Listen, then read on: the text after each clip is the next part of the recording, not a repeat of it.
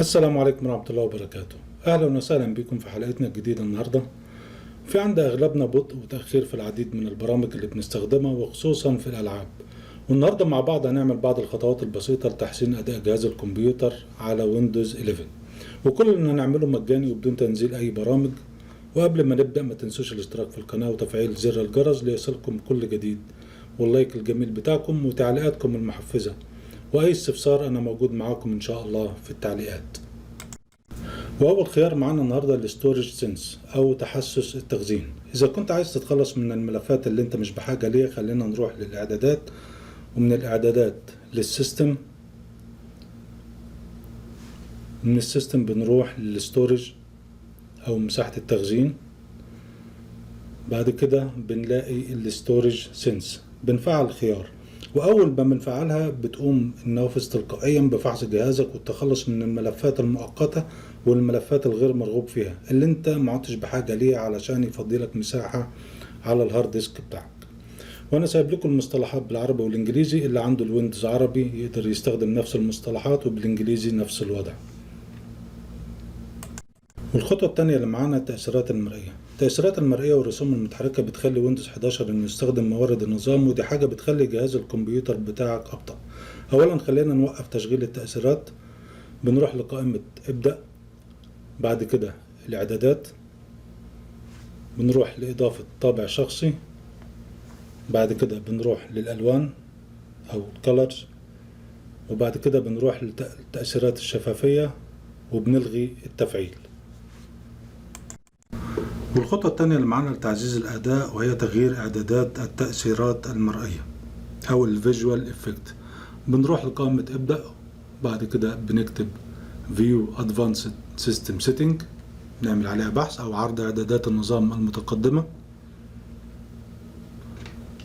بنروح لأدفانسد أو خيارات متقدمة، بعد كده Performance، وبنضغط على Settings، ومن Settings بنختار Adjust for Best Performance أو الضبط للحصول على أفضل أداء. في خيارين بس بنفعلهم معانا، اللي هي إظهار الصور المصغرة بدلا من الأيقونات، وحدود متجانسة للخطوط على الشاشة. بعد كده حدود متجانسة. في العربي ممكن تلاقوا بس اختلاف في الترتيب. تمام. والخطوة اللي بعد كده اللي معانا البرامج والتطبيقات اللي بتشتغل معانا عند تشغيل الكمبيوتر، اللي هي الستارت اب بروجرامز، واللي بيكون لها تأثير سلبي على الأداء. بنروح على الإعدادات، ومن الإعدادات بنروح لأبس، بعد كده بنروح لستارت اب، بعد كده بنلغي تفعيل البرامج اللي احنا مش عايزينها انها تشتغل معانا عند فتح الكمبيوتر او عند تشغيل الكمبيوتر. نشوف البرامج وبنعمل لها اوف، بنلغي تفعيلها. تمام. في عدد كبير من البرامج غير الضرورية اللي بتشتغل في الخلفية واللي بتخلق تباطؤ او تتسبب في تأخر النظام. بنروح لها ازاي؟ من قائمة ابدأ بنعمل بحث على apps and features او التطبيقات والميزات. تمام. زي ما انتم شايفين هنا كل البرامج اللي موجودة عندنا، وندور على البرامج اللي احنا مش عايزينها تشتغل في الخلفية، بندور عليها. مثلا بنروح للثلاث نقاط ونعمل advanced options او الخيارات متقدمة، ونروح للأذونات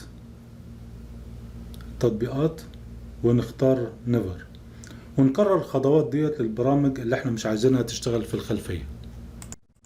ولتعزيز الأداء ممكن نحتاج فقط لخطة طاقة ذات أداء أعلى من اللي احنا شغالين عليه حاليا. تمام. من ابدأ بنعمل بحث على choose power plan،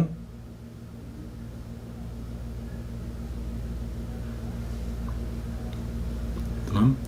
بيطلع عندنا الخيارات اللي موجودة عندنا، البالانسد والباور سيفر والهاي برفورمانس. بنختار الهاي برفورمانس او الاداء العالي، ونغير في اعدادات الطاقة المتقدمة Change Advanced Power Settings. تمام.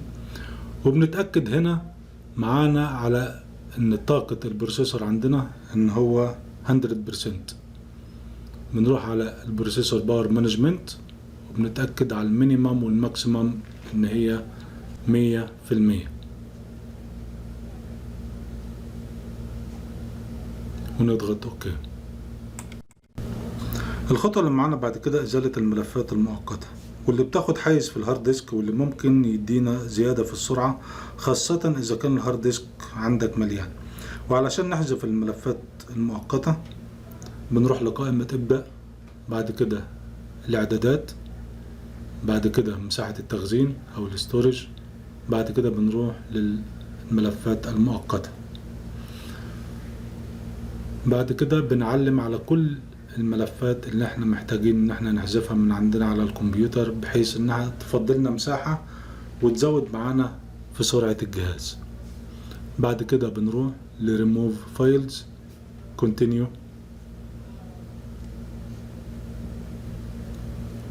بياخد بعض الوقت لغاية اما يشيل كل الملفات اللي موجودة عندنا اللي هي ملهاش داعي.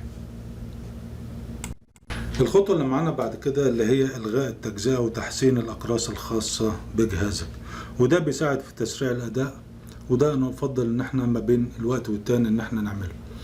من قائمة ابدأ بنعمل بحث على Defragment and Optimize Drives أو إلغاء تجزئة محركات الأقراص وتحسينها. بعد كده بنختار الهارد ديسك اللي احنا محتاجينه، نعمله ديفريجمنت، وبعد كده بنضغط على اوبتمايز او تحسين، وبنكرر الخطوة ديت على كل بارتيشن موجود عندنا،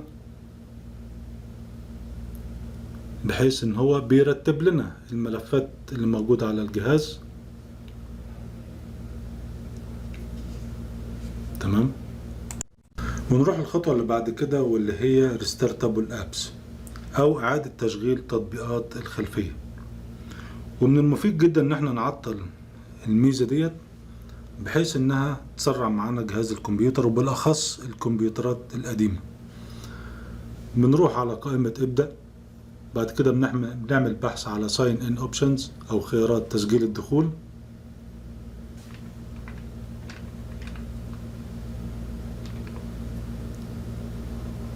بعد كده بنروح لخيار Automatically Save My Restartable Apps and Restart them when I sign back in، وبنلغي التفعيل اللي هي هتكون مكتوب عندنا حفظ التطبيقات التي يمكن إعادة تشغيلها تلقائيا.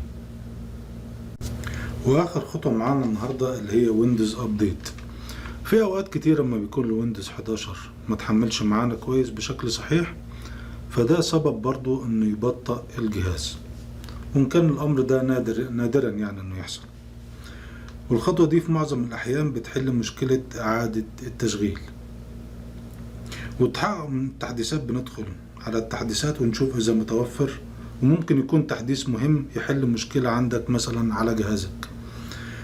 من قائمة ابدأ بنروح للإعدادات، بعد كده بنروح لويندوز أبديت، وبنشيك وبنشوف عندنا إذا كان في تحديثات أو لا. أتمنى أن النصائح دي تساعدكم في تحسين أداء جهازكم، وأتمنى تكون الحلقة عجبتكم. ما تنسوناش في اللايك والشير، والسلام عليكم ورحمة الله.